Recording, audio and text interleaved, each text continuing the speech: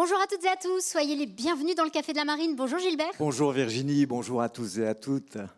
Aujourd'hui, nous accueillons un marin qui est dans son jardin. Il a été le premier, en 1998, avec son trimaran, à s'installer sur ce site de Lorient-la-Base dont il avait perçu déjà tout le potentiel. Ce Lorientais pure souche a été touché très tôt, très jeune, par le virus de la course au large, de sa première victoire sur la solitaire du Figaro, à sa participation à la Coupe de l'América, en passant par son triomphe sur le Vendée Globe et ses nombreux succès en multicoque. Cela fait tout simplement 40 ans qu'il vit au rythme de cette passion dévorante pour la navigation et la compétition. Peu de marins peuvent s'enorgueillir d'une telle longévité. En 4 décennies au plus haut niveau, ce lutin des vagues a multiplié les podiums sur tout type de support avant de basculer dans la transmission. Depuis quelques années, il a mis sa compétence au service des autres, et notamment d'Isabelle Joschke, qu'il a accompagnée sur ses transats et ses campagnes Vendée Globe en IMOCA. Alain Gauthier est avec nous. Bonjour Alain. Bienvenue. Bonjour, merci. Merci et bonjour à toutes et à tous. Merci beaucoup. Merci à toi d'être avec nous. On vient de le rappeler, ça fait 40 ans que tu écumes les océans, que ce soit en monocoque ou en multicoque. Et on a envie de te demander, pour commencer, qu'est-ce qui te nourrit après tant d'années ? Voire 45 ans. Oui, puisque ma première solitaire, c'était du Figaro, c'était 1980. Donc 45 ans. Je suis amoureux de la mer, tout simplement. Moi, être loin de la mer, c'est un problème. Quand je vais une semaine à la montagne, c'est le grand maximum.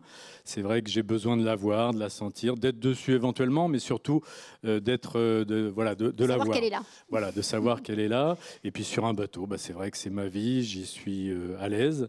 J'ai l'impression d'être libre, ce qui n'est pas toujours le cas à terre, bien sûr. Alors Alain, il faudrait plusieurs émissions pour revisiter toute ton incroyable carrière, mais on va revenir quand même sur quelques moments forts et on va commencer par ces années Figaro. Tu viens de dire, tu avais disputé ta première solitaire en 1980, tu avais 18 ans et cette solitaire, tu l'as gagnée en 1989 après 10 participations. C'était aussi juste derrière une année de 1988 où le scénario avait été un peu cruel dans la baie de Quiberon. Tu avais été empétolé et tu avais terminé derrière Laurent Bourgnon. Donc cette victoire, elle avait une saveur particulière. Oui, c'est vrai qu'en 89, en plus, je ne devais pas y participer au début, tout simplement parce que j'étais en pleine de préparation du Vendée Globe avec Generali. Et du coup, la solitaire 88 devait être ma dernière de cette période-là. Hélas, après avoir gagné les 3 premières étapes, j'étais quand même plutôt bien et confiant pour la dernière, mais hélas, en baie de Quiberon, à 2000 de l'arrivée, je me suis retrouvé dans la pétole, alors que Laurent Bourgnon... mouillé devant la digue. Voilà, j'ai mouillé du côté de la T-News pour attendre que le thermique revienne. Et Laurent a engrangé les 3 heures d'écart, 3 heures et demie d'écart qui étaient nécessaires pour gagner le classement général. Donc ça a été dur à avaler. Et puis, Generali, mon sponsor, m'a dit, voilà, on a vu que tu avais le potentiel, qu'est-ce que tu veux faire maintenant ? Et il y avait un homme qui était en train de créer une course qui s'appelait le Vendée Globe. J'ai dit, peut-être que c'est une occasion de partir plus loin que sur la solitaire du Figaro. Alors, et donc, on a préparé le Vendée Globe. Et c'est vrai que c'était pas très sérieux de faire la solitaire 89 en même temps que la préparation du Vendée Globe. Oui, puisque c'était juste quelques mois de... Voilà. Et puis finalement, avec cette... déception de 88, on s'est dit allez, on l'attend quand même avec très très peu de préparation, on y va et puis ça a été la bonne, il a fallu attendre 10 ans mais voilà, il faut être patient en mer de toute façon. Et sur cette solitaire du Figaro, il faut dire que tu es revenu en 2019, c'était à l'occasion du 50e anniversaire de la course et de l'arrivée du Figaro 3. On a le sentiment que c'est un peu ta course de cœur.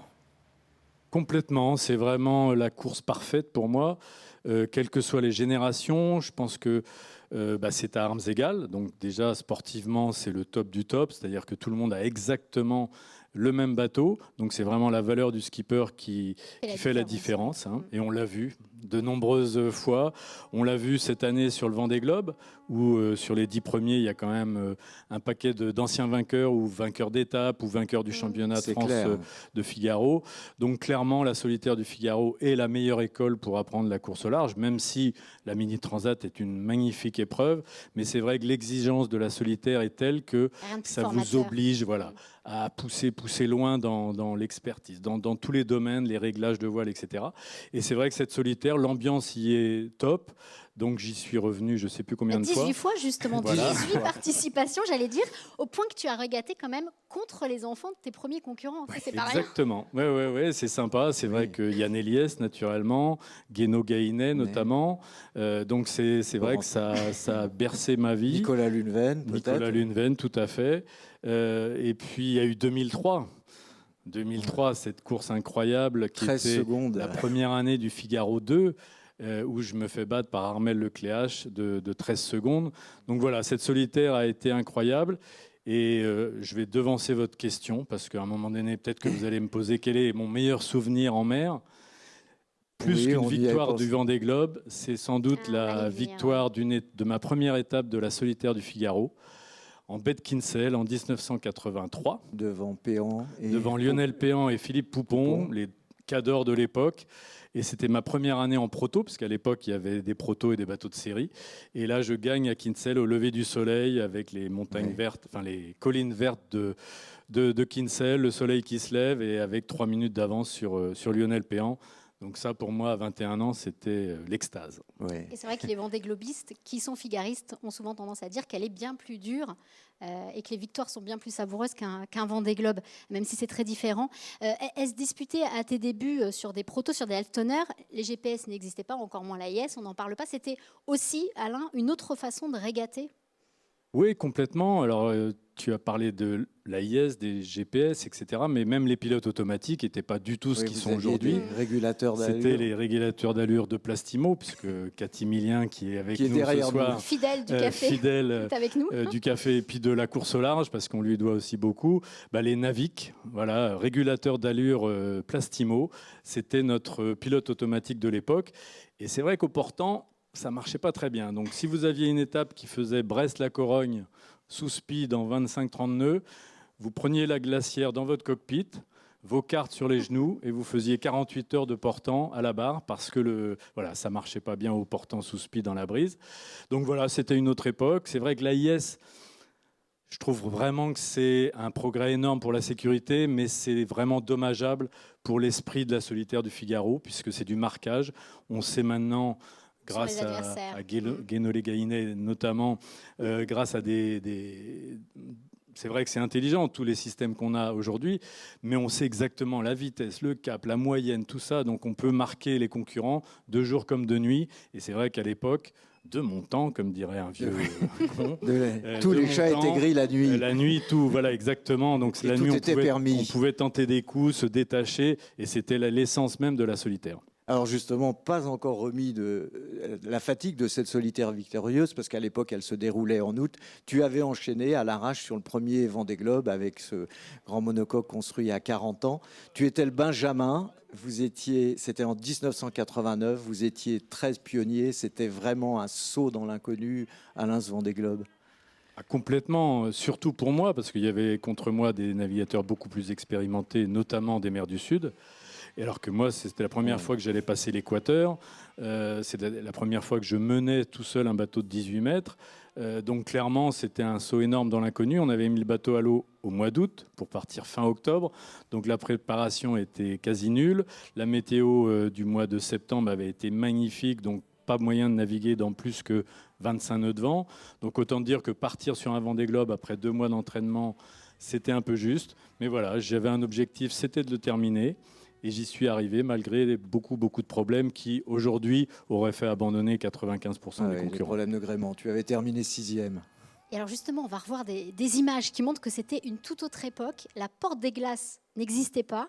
On va voir un extrait où vous êtes descendu très très sud et tu slalomes entre les icebergs. Ça paraît dingue quand on voit ça aujourd'hui. Qu'est-ce qu'on vient faire ici? Ça vaut mieux à la plage. Aux Antilles.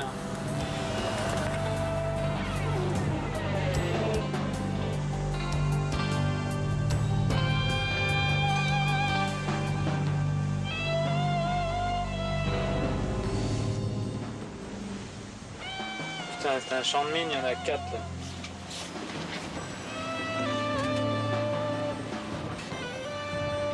Quand on voit ces images, Alain, c'était quand même très chaud. Vous étiez un peu allumé.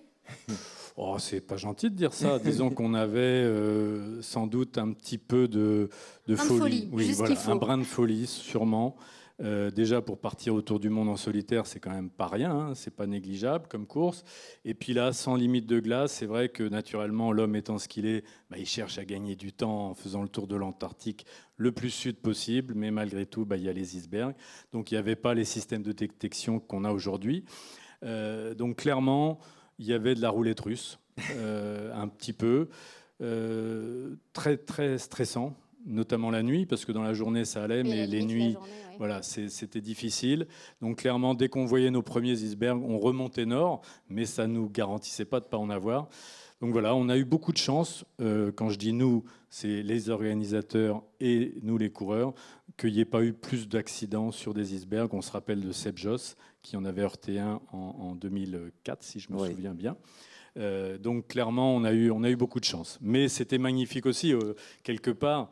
Franchement, passer si près d'iceberg quand vous êtes autour du monde, c'est incroyable.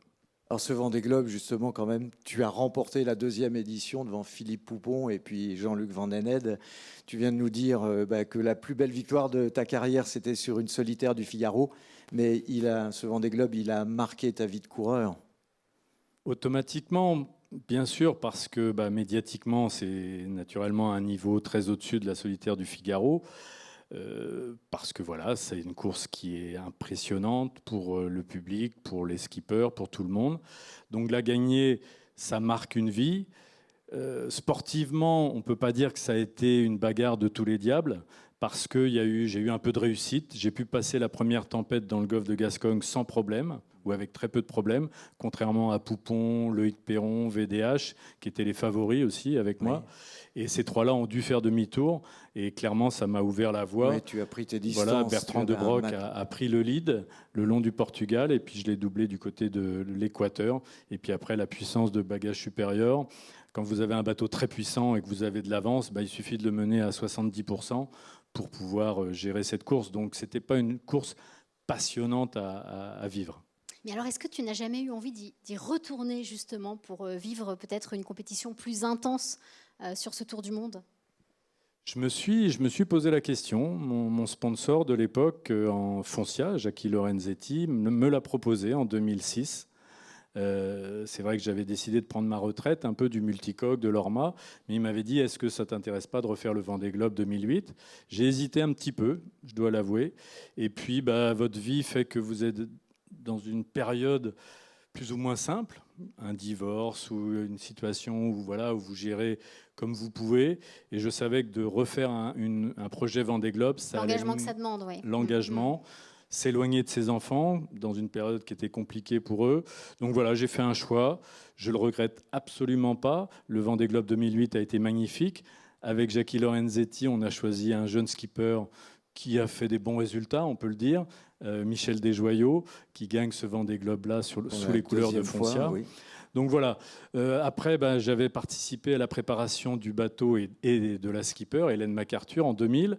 Ça m'avait passionné d'avoir ce côté transmission, préparation, etc. On va en parler justement. On va en parler. Voilà. Quelques mots juste du multicoque, Alain, avant de parler de la transmission, si tu veux bien. Alors oui, justement, parce qu'après cette période sur orbite autour de la planète, parce qu'il y avait eu aussi le Boc Challenge en 1991, où tu avais terminé 2e, tu es passé au multicoque sur le circuit Orma. Mais tu avais fait du multi très jeune, Alain, dès 1983, notamment sur un petit trimaran aux couleurs du Télégramme de Brest, où tu avais disputé la première transat Lorient-les Bermudes, la deuxième, pardon, et avec ton copain Philippe Ruot. Donc tu étais déjà accro au multi très tôt. C'est vrai que j'ai aidé Daniel Gillard, pour les plus anciens, ils s'en souviennent sûrement, un grand skipper nantais. Disparu, voilà. Et donc, j'ai aidé Daniel Gillard en 82 à préparer sa route du Rhum 82. Et c'est vrai que j'ai navigué sur son trimaran de 15 mètres. Et ça m'a donné goût au petit multicoque et au multicoque en général. C'est vrai que le multicoque, c'est autre chose, c'est quelque chose à part. Et clairement, à l'arrivée du Vendée, je me suis dit, voilà, il faut basculer sur l'Orma. Je suis un passionné de vitesse, plusieurs d'entre vous le savent. D'automobile aussi. Entre autres. Et du coup, en multicoque, sur la mer, voilà, c'était le cadeau parfait pour moi. Donc, je me suis lancé à fond sur un projet Route du Rhum 94, mais qui n'a pas abouti. Oui, oui. Donc j'avais acheté les plans à Gilles Ollier d'un catamaran de 60 Mais tu avais pieds. finalement disputé avec ton Finalement, bagage tu as fait celle de supérieur. 98. Voilà. Et puis je suis passé sur 98 avec, hélas, une baleine. Oui, tu étais donc sous les couleurs de Brocéliande. Tu termines deuxième derrière le regretté Laurent Bourgnon. Est-ce que ça a laissé un goût amer, cette route du Rhum-là, ou est-ce que finalement aujourd'hui Alors, ça fait partie de l'histoire Ouais, ça fait partie de l'histoire. Il se trouve que dans ma carrière, j'ai pas toujours eu beaucoup de réussite. Et là, Mais tu en par avais contre- manqué. Mais par contre, j'en ai eu énormément d'un autre côté, puisque je suis tombé dans l'eau, quelqu'un m'a récupéré sur une solitaire du Figaro. Donc voilà, je sais que quelque part, la bascule, la balance, elle est quand même favorable pour moi, parce que j'ai eu ce Figaro 96 où je suis revenu à terre. Et à partir de là, à partir de ce moment-là, toutes les galères qui peuvent vous arriver, voilà, c'est la vie. Ça Donc fait tu partie. relativises, oui, Je ces relativise, performances voilà. sportives. Et 98, je suis en tête 36 heures avant l'arrivée. Oui, J'ai doublé Laurent Bourgnon qui a des problèmes avec son grand génacaire, donc qui n'utilise que son petit génacaire. La victoire Je- te tend les bras. Je le double. Et puis le matin, à 6 heures du matin, je suis à la barre, parce qu'à l'époque, les pilotes automatiques n'étaient pas ce qu'ils sont aujourd'hui. On passait beaucoup, beaucoup de temps à la barre, notamment au portant. Je suis à la barre, et là, je vois une baleine juste devant moi. Je suis à 25 nœuds. J'ai beau pousser la barre, c'est trop tard. Donc je casse le foil, un safran et le bout dehors. Donc plus de génacaire. plus de génacaire. Donc du coup, voilà, je suis obligé de laisser Laurent gagner, et je finis 3 heures derrière lui. Après, tu as couru aussi sous les couleurs de Foncia, justement, avec ce trimaran. Il y a eu des vitesses grisantes, tu l'as dit, tu aimes la vitesse, des podiums, des hauts et des bas avec des chavirages. Tu es quand même passé par toutes les émotions sur ce circuit Orma qui était très, très relevé. Vous savez, j'ai toujours le bateau. Le bateau Foncia, Oui, il qui est toujours s'appelle basé ici Sensation. à Lorient. Il s'appelle Sensation Océan. Et tous les week-ends, on essaye de faire découvrir les sensations que pouvait procurer ce genre de bateau-là. Samedi dernier, on était à 35 nœuds vers les Glénans. Donc naturellement que ces engins, les régates qu'on faisait autour de Trois-Bouées, les Grands Prix Orma créés par Philippe Fac, qui était précurseur, parce qu'aujourd'hui, ce qu'on voit en CLGP, Philippe Fac, il le faisait déjà il y a bien longtemps. Donc clairement, ces Grands Prix Orma, c'est des souvenirs mémorables où on pouvait être jusqu'à 12-13 sur la ligne de départ dans des conditions quelquefois un peu musclées. Je me rappelle de Fécamp notamment. Des matages autres. de Fujicolor. Donc vraiment des Grands Prix Orma incroyables, des passages de bouée mémorables. Mais voilà, des belles victoires et puis des échecs et puis voilà, un championnat qui s'échappe La course à au un large. petit détail près face à Franck Camas en 2001. On finit avec Zeko, mais c'est lui qui est déclaré vainqueur du championnat. Enfin bref, voilà, des souvenirs vraiment marquants. Et une belle expérience vraiment que tu t'es constituée au fil de ces années. Et on va parler de transmission, Alain. Excuse-moi, j'accélère un petit peu parce que alors, le chrono je tourne. finis juste. Vas-y. Traverser l'Atlantique en solitaire sur les trimarans Orma, c'était quelque chose. Rien que d'arriver de l'autre côté, c'était un bel exploit. Alors en plus, quand on fait un bon résultat, c'était quelque chose. Et c'était encore autre chose. C'était petite mobilette. On va parler de transmission. Tu as eu envie, assez jeune finalement, de transmettre. Tu le disais tout à l'heure avec Hélène MacArthur. Et puis après avec Isabelle Josqueux. Et donc ça, pendant 9 ans, tu l'as accompagnée sur le circuit IMOCA, à la fois pour des transats, pour ses projets Vendée Globe. Est-ce que dans tout ce que vous avez partagé pendant toutes ces années, il y a un souvenir en particulier qui émerge, un souvenir heureux? Alors, c'est vrai qu'avec Isabelle, on a passé du temps. Avec Hélène, j'en avais passé moins, clairement. Ça avait été un projet très rapide, puisque j'avais ma carrière sur Foncia à l'époque, donc je ne pouvais pas être disponible tout le temps. Avec Isabelle, c'est 9 ans. Si je devais garder un souvenir, bien sûr que quand votre skipper franchit la ligne d'arrivée au Sable d'Olonne, même si elle n'est pas classée, ce qui était le cas la première édition en 2020, parce qu'elle avait dû faire escale au Brésil, mais elle avait fait le tour en solitaire. Ça, c'est une émotion incroyable. Et puis, en 2025, on a vécu cette arrivée où là, elle est classée après une très brillante course. Comme elle un a... niveau très relevé. Voilà, et puis Isabelle est un marin exceptionnel. Donc, ça a été 9 ans assez incroyables. On a partagé aussi un beau podium tous les deux sur une course en double à Monaco. En 2018, où là aussi c'était un très beau souvenir de finir juste derrière Paul Meillat. Alors une page s'est tournée avec la décision d'Isabelle d'arrêter après ce deuxième Vendée Globe, mais l'aventure continue avec MACSF et un nouveau skipper, Corentin Auro, qui disposera de l'ancien 60 pieds, Johan Richomme, avec lequel il a terminé deuxième du Alors, Vendée Globe. Corentin, qui avait quand même encaissé une grosse déception puisqu'il avait été écarté par Banque Populaire au profit de Loïs Béréard. Il avait vite rebondi avec une transat en double qui lui était proposée aux côtés de Johan Richomme, la transat qui a fait l'or. Et donc, vous avez décidé de le recruter. Comment ça s'est fait, Alain ? Ah, ça peut être long à expliquer, mais en résumé, en quelques mots. En quelques phrases. En quelques phrases, c'est vrai qu'Isabelle nous a annoncé assez tôt qu'elle ne repartirait pas sur la saison 2025. Donc ça a été fait tôt, donc c'était bien pour nous. Donc on a commencé à réfléchir à quel profil, quel bateau.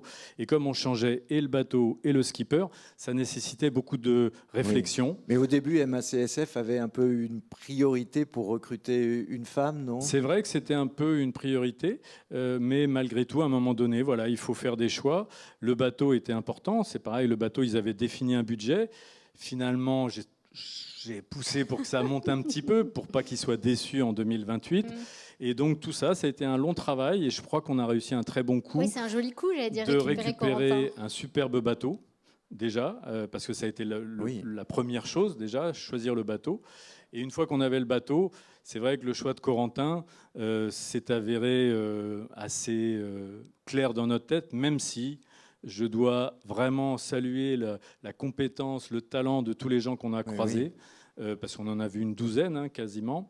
C'est pas un secret de dire qu'en finale, entre guillemets, il y avait Amélie Grassi et Corentin. Et Amélie avait toutes les cartes pour pouvoir être skipper du MACSF. Mais voilà, choisir, c'est renoncer. Donc la MACSF a décidé, par rapport à différents critères, notamment ce qui a peut-être fait basculer la chose, c'est que il va naviguer Corentin sur ce bateau-là. a été choisi par Johan Richomme pour être son co-skipper sur la saison 2025. Donc on va hériter, entre guillemets, d'un très bon bateau avec un skipper qui aura navigué toute la saison à bord. Avec le mode d'emploi. Voilà. Donc ça a joué, bien sûr. Et alors l'équipe va s'étoffer. Et Alain, est-ce que toi tu vas prendre un peu de recul ? Est-ce que tu vas continuer à être le boss comme tu l'as été avec Isabelle ? L'objectif, c'est de trouver un successeur. Parce que c'est vrai que vous savez qu'une campagne de Vendée Globe, c'est 4 ans. C'est de la charge mentale.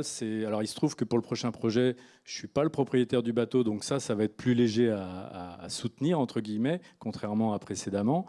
Mais malgré tout, voilà, l'équipe va grossir, donc ça va amener plus d'efforts, plus d'engagement de la part du team manager. Donc l'objectif, c'est de trouver quelqu'un qui puisse me remplacer dès 2026 pour faire comme vous, partir. Et alors, en attendant de récupérer ce 60 pieds, l'équipe va s'occuper aussi d'un projet super, c'est celui de Guirec Soudé qui va se lancer dans un record du Tour du Monde à l'envers. C'est important, Alain, d'avoir des jeunes comme Guirec qui ont des projets fous. Essentiel, il est étonnant. On a parlé de toute cette carrière, 45 ans, donc la course au large, je la connais quand même assez bien. Bien sûr qu'aujourd'hui, c'est plus la même qu'il y a 20 ans, 30 ans, etc.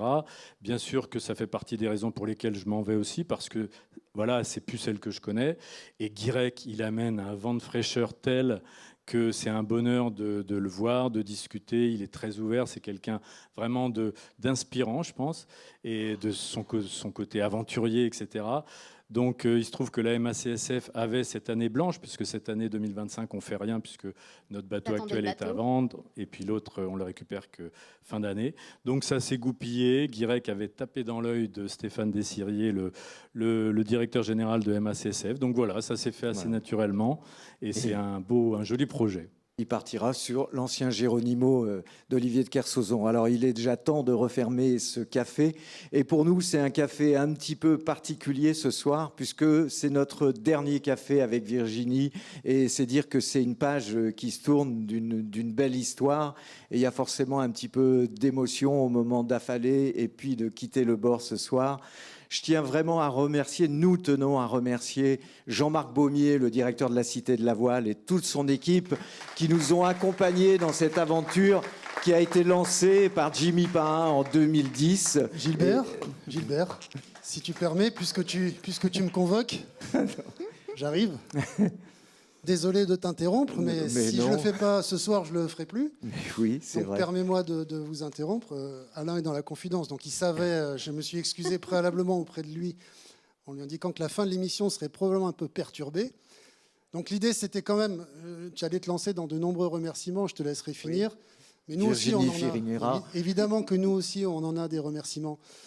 Pour vous deux, et puis alors pour toi, Gilbert, évidemment, c'est 15 ans passés Oui, c'est 15 à la années. tête du Café de la Marine. Le début. Avec Le Jimmy. départ Avec Jimmy. et le départ avec Jimmy. Avec Voilà. Pierre-Yves à un moment Et Pierre-Yves donné. Lautroux, Et oui. puis ensuite avec Virginie depuis 6 8 ans. saisons, 8 ans. 8 Depuis ans. 2017, quand Jimmy a été élu C'est ça. député à C'est ça. l'Assemblée nationale. Quand certains ont pris le Café de la Marine Pris le conduit à large. beaucoup de choses, y compris à l'Assemblée nationale, on le voit. Et puis effectivement, près de plus de 300 émissions, on a calculé. 300 émissions, près de 500 invités. Et tous les deux, vous avez été d'une complémentarité qui a fait que ce Café de la Marine porte votre marque. Ta gentillesse, Gilbert, ta compétence, la mémoire que tu as de la voile, on en a encore eu la preuve ce soir. Il suffit qu'Alain évoque un lieu, et puis boum, toi tu dis Fujicolor qui démat. Ou... Voilà, Impressionnant. C'est fou, Voilà, hein. la La culture référence, de il l'a. Gilbert. Et Ne puis le faites pas Virginie, pleurer. Hein. et puis Virginie, ce professionnalisme, cette fraîcheur, cette Merci. bonne humeur. Bref, vous avez été un tandem remarquable. Et donc, au nom de TBO, au nom de Lorient Aglo, au nom de la Cité de la Voile, au nom des équipes, de tous les habitués du Café de la Marine, des équipes de la Cité de la Voile, on tenait sincèrement à vous remercier. J'associe Nicolas à ces remerciements. Eh oui, parce toujours qu'il dans a été là, l'ombre. le Photographe photographe. dans les Viens, coulisses. Nicolas, viens auprès de moi. Les équipes techniques de TBO, toujours carrées, toujours super professionnelles. Donc, on vous remercie. Oui, nos chaînes Avec une partenaires, mention TV pour Nos Vendée Vendée chaînes et partenaires TVRN. que sont Télé Vendée, TVRN, merci. Donc voilà, on tenait sincèrement à vous remercier. On a un petit cadeau pour vous. Fabien va vous les apporter. Et puis, Merci. si tu veux conclure, tu as 1 minute. Parce Non. qu'après, on va faire une photo de famille. Je vais inviter le public à nous rejoindre derrière Merci. ou là autour. Merci Approchez infiniment. tous. Les habitués du Café de la Marine qui ont fait que on a eu un public fidèle. Je vois Jean-Marie, Merci. je vois Cathy, je vois Bernard et tant d'autres. Je vois même Qui, ma je vois petite Marc, fille et mon petit-fils Marc. aujourd'hui. Ah ouais, la famille. Donc voilà, je ne vais pas monopoliser, mais un grand merci au nom de tout le monde pour toutes Un ces grand années bravo. de plaisir que vous nous avez Un grand communiqué. bravo. à vous. Merci. Bravo à tous les deux. Gilbert, bah voilà, c'est vrai que ça fait Et puis vraiment. te préoccupe pas du chrono, c'est prévu, on déborde et les équipes sont équipées. Et puis Virginie, je crois que vous avez fait un choix de partir. J'espère que vous allez réussir à vous écarter de toutes ces infos et que vous allez vivre votre aventure pleinement. Bravo à vous et puis plein de bonnes Merci choses. Alain, c'est l'idée. Merci beaucoup.